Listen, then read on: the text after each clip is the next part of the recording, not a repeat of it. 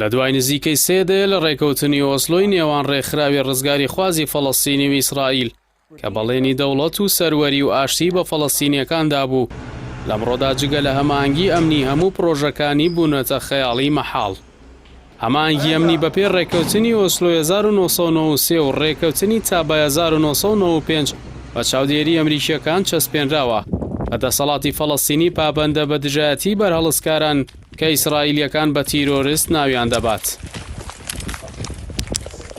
لە کاتێکدا ئیسرائیل هەموو تاوانێک لە دژی فەڵەستینەکان بەڕەوا دەزانێت لە داگیرکردنی بەردەوامی زەوی و قەدەغەی مافی گەڕانەوەی ئاوارەکان و دامەزراندنی دەوڵەت و مافی چارەنووسیان دیالۆگی ئاشتی لەگەڵ دەسەڵاتی فەڵەستینی بەستووەتەوە بە ئەندازەی هەمانگی ئەمنی دەسەڵاتەکە بۆ لێدانی تێکۆشەران و کۆکردنەوەی زانیاری لەسەر چالاکی و شوێنیان و ئاسانکاری بۆ گرتن و کوشتنیان.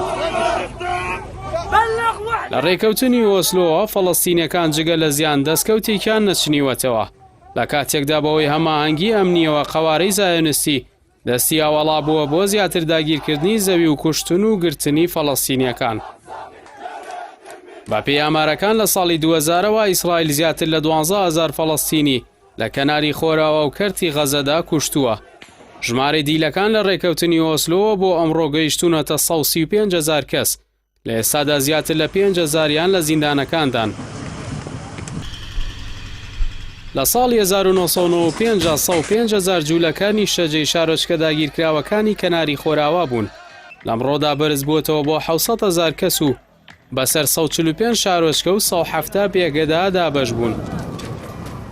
لە دوای ئەوەی بزوتنەوەی حەماس لە ساڵی 2007دا غەزەی کۆنتڕۆڵ کرد، گەنجینەیەک بەڵگەنامە و ئامێری دەستگای هەواڵگیری دەسەڵاتی فەڵەستینی دەستکەوت کە زانیاری زۆر ترسناکی لەسەر هەمانگی نێوانە و دەسەڵاتە و دەستگا هەواڵگیریەکانی ئیسرائیلی تێدا بووە. وێ لەو کاتەوە هەمانگی نێوانیان زیاتر ئاشکرا بووە. تەنانەت بۆ تۆڵەکردنەوە لە حەماس دەسەڵاتی فەڵەستینی بووە هاوکارێکی هەمەلایەنەی ئیسرائیل.